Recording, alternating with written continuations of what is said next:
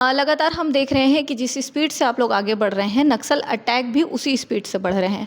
अभी कौन-कौन से क्षेत्रों को बहुत ज़्यादा अफ़ेक्टेड कहा जा सकता है? यदि ऑपरेशनल दृष्टिकोण से देखा जाएगा वर्ष 2024 में सर्वाधिक हमको सफलता इस अवधि में मिला। तब से राज्य गठन से देखे अब तक यदि देखा जाए तो मतलब इस साल हमको टोटल 157 माओवादी कैडर के डेड बॉडी अलग अलग मुठभेड़ के पश्चात रिकवर किए गए थे और 600 से अधिक जो माओवादी अलग अलग घटनाक्रम उनके गिरफ्तारी किए गए थे और उतने बड़ी संख्या में आत्मसमर्पण भी माओवादी द्वारा किए गए थे। पूर्ण सवाल ये भी हो जाता है कि जब डेट निर्धारित है, तो टारगेट भी निर्धारित होगा कि कितने नक्सली हैं प्रदेश में रजिस्टर्ड, या आप लोगों के आंकड़े क्या कहते हैं, कितनों के खात्मे से ये जो पूरी नक्सल समस्या है ये खत्म हो सकती है प्रदेश से? तेलंगाना, आंध्र प्रदेश, महाराष्ट्र, उड़ीसा, मध्य प्रदेश, इस स्टेट्स का 12 स्टेट का थे, उनका भी अलग अलग मुठभेड़ में डेड बॉडी रिकवर की गए थे। उदाहरण स्वरूप DKZC मेंबर जोगन्ना है, DKZC रणधीर है, DKZC रूपेश है और DVCM शंकर राव और ACM लक्ष्मी, इस प्रकार का 10 ऐसा माओवादी कैडर जिनके डेड बॉडी वर्ष 2024 में रिकवर किए थे। भी मतलब एक जगह से माओवादी को दूसरी जगह जाना होगा, उनके जो जितना भी जो कॉरिडोर है, सेफ कॉरिडोर को ब्लॉक करने के लिए राज्य के दोनों इंटरस्टेट बॉर्डर के दोनों तरफ काफ़ी नवीन कैंप भी स्थापित हो गए थे। नक्सल ऑपरेशन, हर एक ऑपरेशन को हमको पूरा गंभीरता के साथ उसका प्लानिंग से लेकर एग्जीक्यूशन तक फॉलो करना पड़ता है। छत्तीसगढ़ प्रदेश कई मायनों में बहुत प्रसिद्ध है, तो कई मायनों में इसकी छवि बिगड़ी हुई भी है। इसमें सबसे महत्वपूर्ण कारण है नक्सलवाद का। नक्सलवाद बस्तर क्षेत्र की एक बड़ी समस्या है। छत्तीसगढ़ में आने के लिए लोगों के मन में जो चीज़ है, जो प्रश्न खड़े करती है, वो नक्सलवाद है। पर नक्सलवाद पर कंट्रोल करने के लिए सरकार ने अपने दिन, तारीख और समय का निर्धारण जो है वो कर दिया है। मार्च 2026 तक प्रदेश से नक्सलवाद का खात्मा जो है वो तय किया गया है तारीख के तौर पर। इस वक्त हमारे साथ IG बस्तर P सुंदरराज जी हैं। तो सर, आपका बहुत बहुत स्वागत है। बहुत बड़ी भूमिका इसमें आपकी रहेगी। अभी क्या कुछ रूट मैप इन तारीखों को लेकर तय किया गया है? बस्तर संभाग के अंतर्गत नक्सल समस्या का समाधान के दृष्टिकोण से शासन द्वारा लगातार अभी कार्रवाई करते हुए अभी वर्तमान में हमारा एक निर्णायक बढ़त प्राप्त हुआ है और निश्चित रूप से आने वाला 1.5-2 साल में नक्सल संगठन की गतिविधि को हम समाप्त करते हुए क्षेत्र में जनता के मंशानुरूप विकास कार्य को गति देने के साथ साथ एक नया पहचान भी दिला सकते इलाका को। इसी दृष्टिकोण से हम मजबूती से एक एक कदम आगे बढ़ते जा रहा है और इसका परिणाम भी काफ़ी सकारात्मक हमको देखने मिल रहा है और आने वाले समय में और एक रणनीति के साथ हम कार्य करें ताकि शासन के निर्देशानुसार और जनता की इच्छानुसार बहुत जल्दी इस इलाके में नक्सल गतिविधि को हम समाप्त कर सकते हैं। बिल्कुल, आने वाले समय में बहुत जल्दी आप लोग इस समस्या को समाधान कर लेंगे। ये आप लोगों की तरफ से लंबे समय से ये कहा भी जा रहा है और अब तो तारीख भी मुकद्दर कर दी गई है। लेकिन लगातार हम देख रहे हैं कि जिस स्पीड से आप लोग आगे बढ़ रहे हैं, नक्सल अटैक भी उसी स्पीड से बढ़ रहे हैं। अभी कौन-कौन से क्षेत्रों को बहुत ज़्यादा अफ़ेक्टेड कहा जा सकता है? क्योंकि कुछ क्षेत्रों से लगातार घटनाओं की खबर आ रही है। यदि ऑपरेशनल दृष्टिकोण से देखा जाएगा वर्ष 2024 में सर्वाधिक हमको सफलता इस अवधि में मिला।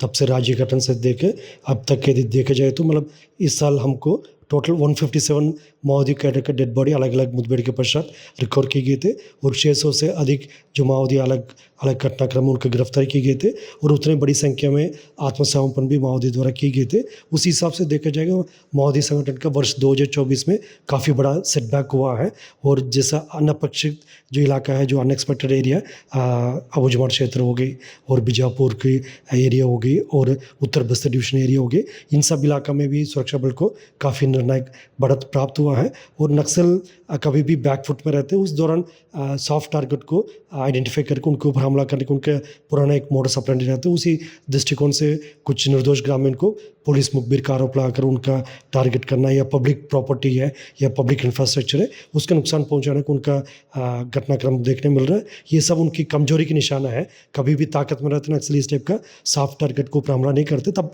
कमजोर रहते अपने कैडर को, मनोबल को बनाए रखने के लिए इस टाइप का हरकत करते। लेकिन इन सब गतिविधि उनके खात्मा का एक बड़ा कारण भी बन सकता है और जिस तरीके से उनका वर्ष 2024 में काफ़ी सेटबैक हुआ और उसकी पूर्व वर्ष में भी उनके गतिविधि के ऊपर काफ़ी एक प्रभावी रूप से कार्रवाई हुआ। इन सब कारणवश आने वाला बहुत जल्दी नक्सल संगठन अपना खात्मा को और आगे अग्रसित है। अच्छा सर, जब आप एक फिक्स डेट की बात करते हैं तो ये महत्वपूर्ण हो जाता है जानना कि क्या कुछ एक्स्ट्रा फैसिलिटीज़ आप लोगों को दी जा रही है नक्सल खात्मे के लिए, क्योंकि जहाँ तक हमारी जानकारी है फोर्स वही है, काम करने का तरीका वही है, उसके बाद भी एक तय तारीख जो है तारीख जो है वो एक तय की गई है, तो क्या कुछ स्पेसिफिक आप लोगों की तरफ से डिमांड रही है गवर्नमेंट से? नक्सल अभियान को और इफेक्टिव तरीके से संचालित करने के लिए जितना भी साधन संसाधन का आवश्यकता है, दोनों राज्य सरकार और केंद्र सरकार द्वारा सुरक्षा बल को पर्याप्त मात्रा में उपलब्ध कराए गए थे। सुरक्षात्मक कारण से हम जैसे उसके लॉजिस्टिक पार्ट को या स्ट्रैटेजिक पार्ट को हम खुलासा नहीं कर सकता, लेकिन जितना भी हमको आवश्यकता होगा मैदानी स्तर पर उसका शासन ने हमेशा ध्यान में रखकर हमको उपलब्ध कराते हैं और उसी कारणवश जो काफ़ी अच्छा रिजल्ट भी हमको हाल फिलहाल में मैदान में देखने के लिए मिला है। और जैसा सुरक्षा बल के मनोबल बना रखने के लिए जैसे हेलीकॉप्टर के से लेकर अन्य जितना भी सुविधा है, यदि जवान अपना परिजन से संपर्क रखने के लिए मोबाइल टावर का भी लगभग सभी कैंप्स में स्थापित होगी, जहाँ पर 2G मोबाइल नेटवर्क उसका अपग्रेड करके अभी 4G रूप में भी कन्वर्ट करने के लिए भी काम चल रहा है। और अंदरूनी कैंप्स में भी इलेक्ट्रिफिकेशन का काम होगी। और इस प्रकार जो जवानों का मनोबल बना रखने के लिए उनके पास कितना वेपन से लेकर अन्य जो साधन संसाधन का आवश्यकता वो सबको शासन ने हमेशा ध्यान में रखकर पूर्ति करते रहते, उसी का जो एक पॉजिटिव इम्पैक्ट मैदान में हमको देखने के लिए मिल रहा है। अच्छा, यहाँ पे एक महत्वपूर्ण सवाल ये भी हो जाता है कि जब डेट निर्धारित है तो टारगेट भी निर्धारित होगा कि कितने नक्सली हैं प्रदेश में रजिस्टर्ड, या आप लोगों के आंकड़े क्या कहते हैं, कितनों के खात्मे से ये जो पूरी नक्सल समस्या है ये खत्म हो सकती है प्रदेश से, कितने आंकड़े हैं? जैसा प्रतिबंधित एवं गैर कानूनी CP माओवादी संगठन का देखा जाए तो उनका अलग अलग 2 वर्टिकल्स होते हैं। एक तो जो मिलिट्री फॉर्मेशन होते हैं जिसमें आपके नीचे मिलिशिया कैडर से लेकर PLG platoon company PLG battalion इस टाइप का एक वर्दीधारी और आर्म्ड कैडर्स का एक वर्टिकल देखने को मिलता है। दूसरा वर्टिकल है मतलब संगठन का जो रहते हैं आमतौर पर जो गांव में रहने वाला जो ग्रामीण को माओवादी द्वारा आइडेंटिफाई करके उनको CNM के सदस्य बना देते या RPC जनता सरकार का सदस्य बना देते। और इस टाइप का जो ग्रामीण का ग्रास रूट लेवल का उनका संगठन होते जो, लेकिन मेन जो हमको फोकस देने वाला जो काम रहता है मतलब मिलिट्री फॉर्मेशन है, जिसकी संख्या भी आज के डेट में मतलब काफ़ी कम होते जो रेगुलर वर्दीधारी जो कैडर्स है मतलब कुछ 400-500 के आसपास जो बस्तर क्षेत्र के अलग अलग जिला में जो हमारा जो प्रोफाइल में है। उसके अलावा जो बाकी जो मिलिशिया कैडर होगी यानी जो जनता सरकार के सदस्य होगी, DAKMS होगी और चैतन्य नाट्य मंडली होगी, इस टाइप का फॉर्मेशंस का भी संख्या का प्रोफाइल कम बना कर रखते। और जैसे उसका काफ़ी संख्या में वो लोग संगठन छोड़कर आत्मसमर्पण भी किया। जैसे जैसे नवीन सुरक्षा कैंप स्थापित होते जा रहा है उन इलाकों में जो समितियाँ भंग होते जा रहा है, जो जनता सरकार काफ़ी जगह भंग होगी, उनके जो संगठन जो और फॉरवर्ड जो उनकी जो ओवरग्राउंड एक्टिविस्ट का जो टीम्स है वो भी काफ़ी हद तक मतलब समाप्त होते जा रहा है। इस टाइप का जो माओवादियों का स्ट्रेंथ धीरे धीरे घटते जा रहा है और उनकी पैर के नीचे से ज़मीन खिसकते जा रहा है, उनकी एरिया ऑफ इन्फ्लुएंस सिमटते जा रहा है। और हमारा मेन फोकस अभी रहेगा मतलब जो वर्दीधारी जो आर्म्ड कैडर्स है उसमें भी बाहर प्रांत के जो माओवादी है, जो बस्तर के जो स्थानीय माओवादी को दिग्भ्रमित करते हुए उन्हें गलत जानकारी देकर उनके एक ह्यूमन शील्ड के रूप में इस्तेमाल करके कभी भी मुठभेड़ होते उनके सामने करके पीछे से वो लोग भाग जाते। वर्तमान में हम उस परिस्थिति को भी टैकल करते हुए 2024 में ऐसा 10 जो टॉप माओवादी कैडर है जो दूसरा प्रांत का जैसा तेलंगाना, आंध्र प्रदेश, महाराष्ट्र, उड़ीसा, मध्य प्रदेश स्टेट्स का 12 स्टेट का थे, उनका भी अलग अलग मुठभेड़ में डेड बॉडी रिकवर की गए थे। उदाहरण स्वरूप DKZC मेंबर जोगन्ना है, DKZC रणधीर है, DKZC रूपेश है और DVCM शंकर राव और ACM लक्ष्मी, इस प्रकार का 10 ऐसा माओवादी कैडर जिनके डेड बॉडी वर्ष 2024 में रिकवर किए थे। ये भी हमारे लिए काफ़ी एक महत्वपूर्ण जो इंडिकेटर है जिससे हमको प्रतीत हो रहा है मतलब माओवादी संगठन अभी काफ़ी हद तक मतलब उनका लीडरशिप भी डिप्लीट होते जा रहा है। ये हमारे लिए काफ़ी एक पॉजिटिव इम्पैक्ट देगा। लेकिन कई मुठभेड़ में ऐसा भी देखा जाता है कि जो लोग मुठभेड़ को अंजाम देते हैं वो लोग कभी छत्तीसगढ़ में अटैक करके महाराष्ट्र के साइड जाके छुप रहे हैं या आंध्रा के साइड जाके छुप रहे हैं, तो ये बॉर्डर प्रदेशों में इनके छुपने का चलन तो शुरू से चल रहा है। इसके लिए हमारे स्टेट की पुलिस जो है वो कोऑर्डिनेशन में क्या काम कर रही है? अभी वर्तमान में इंटरस्टेट कोऑर्डिनेशन काफ़ी बेहतरीन तरीके से संचालित की जा रही है। बस्तर का जो 4 राज्य से सीमा पड़ते हैं, महाराष्ट्र में और आंध्र प्रदेश, तेलंगाना और उड़ीसा के साथ, इन सभी चारों राज्य से अच्छा बेहतरीन तालमेल के साथ हम काम कर रहे हैं। इंटरस्टेट बॉर्डर ऑपरेशंस भी लगातार संचालित की जा रही है। हाल फिलहाल में जो 2023 के विधानसभा चुनाव, 2024 के जो लोकसभा चुनाव, इन चुनाव में भी माओवादी द्वारा किसी प्रकार का कोई बड़ी घटना को अंजाम नहीं दे पाए, तो उसका मुख्य कारण है इंटरस्टेट कोऑर्डिनेशन है। और टीसीओसी अवधि के दौरान भी इस साल माओवादी द्वारा किसी प्रकार का कोई बड़ी घटना को एग्जीक्यूट नहीं कर पाए थे। और जैसा कभी भी मतलब एक जगह से माओवादी को दूसरी जगह जाना होगा, उनके जो जितना भी जो कॉरिडोर है, सेफ कॉरिडोर को ब्लॉक करने के लिए राज्य के दोनों इंटरस्टेट बॉर्डर के दोनों तरफ काफ़ी नवीन कैंप भी स्थापित हो गए थे। इन सब परिस्थिति कारण से माओवादियों का भी आसानी से इंटर डिस्ट्रिक्ट मूवमेंट भी नहीं हो पा रहा है, साथ साथ इंटरस्टेट मूवमेंट भी नहीं हो पा रहा है। और सभी नक्सल प्रभावित राज्य एक इंटीग्रेटेड तरीके से समस्या को सामने कर रहा है, उसके समाधान के दृष्टिकोण से आगे बढ़ रहा है। इसलिए माओवादियों के पास अभी सुरक्षित कोई स्थान संभवतः नहीं बचा है और सभी इलाकों में उनके ऊपर प्रेशर बढ़ते जा रहा है। बिल्कुल इंटर स्टेट कोऑर्डिनेशन आप लोगों का वर्क कर रहा है यहाँ पे, लेकिन एक और इम्पॉर्टेंट क्वेश्चन सर ये बनता है कि जब इतनी सारी मुहिम चल रही है तो क्या मान के चले कि 2026 का जो डेट आप लोगों ने तय किया है उसमें पूरा नक्सलवाद खत्म हो जाएगा, या नक्सलवाद का एक जो बड़ा हिस्सा है, जो बड़े अटैक्स हैं वो खत्म होंगे? इसको कैसे समझे आम इंसान, इसको कैसे समझे? जिस तरीके से विगत महीने में हमको काफ़ी एक बढ़त प्राप्त होते जा रहा है, उससे सभी आश्वस्त है। जो आने वाला 1.5-2 साल में निश्चित रूप से माओवादियों की पूरा संगठन का खात्मा करके इलाका में हम शांति व्यवस्था स्थापित करने के साथ साथ जो जनता के मंशानुरूप विकास कार्य को भी गति दे सकता है। और इलाके के नया एक आइडेंटिटी है, क्योंकि बस्तर क्षेत्र को लोग अलग अलग कारणों से पहले जानते थे, लेकिन उसके अलग जो इधर का प्राकृतिक सौंदर्यता और जो अन्य जो ट्रेड और कॉमर्स के लिए जो संभावना है, टूरिज्म के लिए एक अपॉर्चुनिटी है, इन सब के दृष्टिकोण से बस्तर जाना जाएगा। उसी दिशा में काफ़ी सही कदम हम आगे लेकर मजबूती से बढ़ते जा रहा है। और टारगेट मतलब बिल्कुल रियलिस्टिक है और इस टारगेट को हम अचीव करने की दिशा में हम सब तैयारी है। मतलब हमारे जवानों का मनोबल भी काफ़ी मजबूत है, अभी उनके लिए आवश्यक रिसोर्सेज भी उपलब्ध कराया जा रहा है। और जैसे जैसा आने वाला समय में आवश्यकता होगा, शासन निश्चित रूप से इसका सबको पूर्ति करेगा। और प्रशासन भी अपना तरीके से जहाँ जहाँ जो बेसिक कम्युनिटीज़ का उपलब्ध कराना होगा, आंगनवाड़ी से लेकर जो पीडीएस दुकान से लेकर अन्य जो मूलभूत सुविधा से क्षेत्र की जनता को लाभान्वित की जा रही है। और जनता और शासन के बीच का संबंध भी मजबूत और मधुर होते जा रहा है। इन सब पैरामीटर्स से देखकर हमें पूरा विश्वास है आने वाले 1.5-2 साल में माओवादियों का जो पूरा गतिविधि को हम अंकुश लगाकर इलाके में काफ़ी एक पॉजिटिव एटमॉस्फेयर निर्मित करने में हमको सफलता मिलेगा। जी बिल्कुल, तो पॉजिटिव एटमॉस्फेयर बनाने में आपको सफलता मिलेगी। लगभग 3 साल से आप भी इस डेजिग्नेशन पे, 3 साढ़े 3 साल आपको भी होने को आ गया। अब तक का कोई ऑपरेशन जब आपको लगा हो कि ये बहुत डिफ़िकल्ट है और बहुत दिलचस्प है इसको सुलझाना, इसको तो क्रैक करना ही पड़ेगा, नक्सल ऑपरेशंस में आपको इतना लंबा समय हो गया है, कौन सा वो मोमेंट लगा?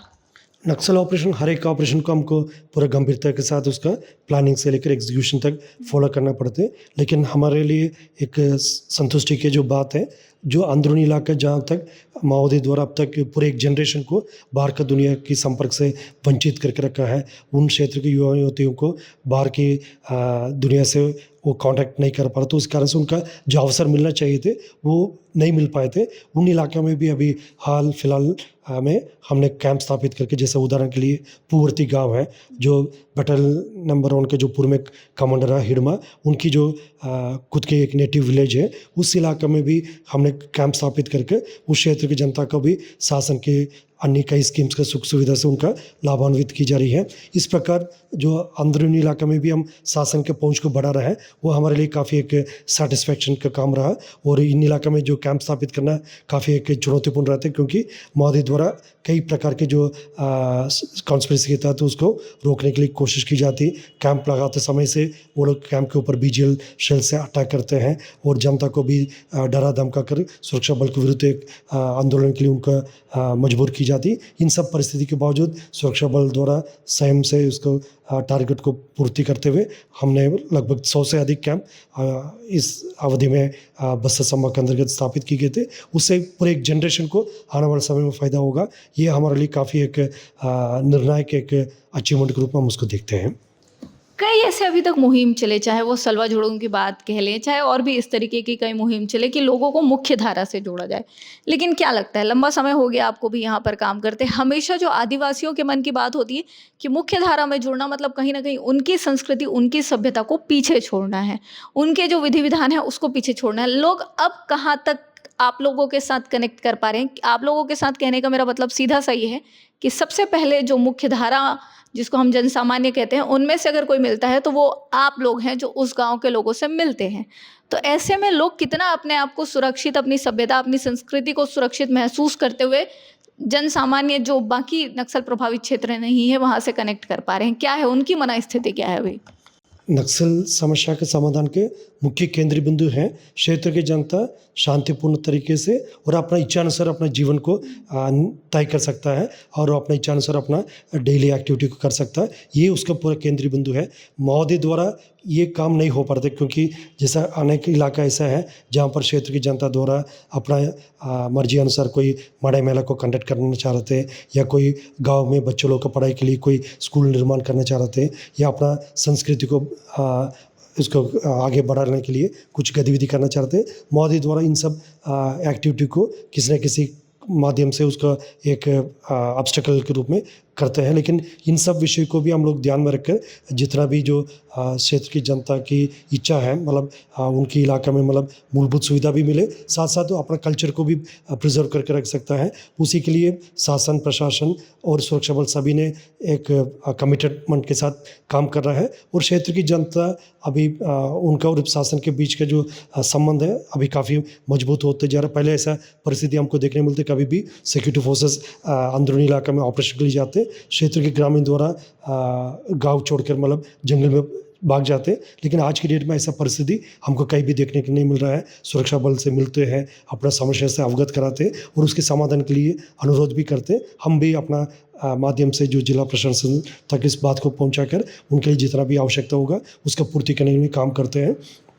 अभी एक ब्रिज के रूप में मतलब सिक्योरिटी फोर्सेस जनता और शासन के बीच में एक सेतु के रूप में हम काम कर रहे हैं। इसलिए क्षेत्र की जनता का अभी मनोबल भी काफ़ी अच्छा हमको देखने मिल रहा है और उनकी जैसा शासन की जितना भी स्कीम्स उसके बेनिफिट उठाकर मतलब आगे बढ़ने के लिए उनका एक इच्छा शक्ति भी हमको देखने मिल रहा है। और उन सबकी इच्छा है मतलब क्योंकि देखा जाए तो मतलब नक्सलवाद के कारण से क्षेत्र की जनता को किसी प्रकार का कोई एक भी फायदा नहीं हुआ। इतना वर्षों से 1700 से अधिक निर्दोष ग्रामीण को महोदय द्वारा पुलिस मुखबिर के आरोप पर या कोई न कोई आरोप पर उनका हत्या की गई थी। आईडी ब्लास्ट में सैकड़ों ग्रामीण का जान चले गए थे। इस टाइप और उनके अनेक करोड़ों की संपत्ति का नुकसान हुआ। इस टाइप का परिस्थिति में क्षेत्र की जनता चाहते हैं मतलब नक्सलवाद समाप्त हो और उनके इलाके में किसी प्रकार का कोई एक्सटर्नल दबाव ना रहे। उसी के लिए हम समर्पित होकर काम कर रहे हैं। इस दिशा में हमको 1200 से अधिक जवान का शहादत भी हुआ।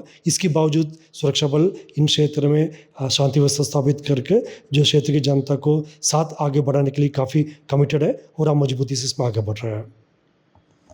तो बिल्कुल क्षेत्र की जनता के मन में एक भाव, शांति का भाव, स्वतंत्रता का भाव देने के लिए पूरा जो बल है वो काम कर रहा है।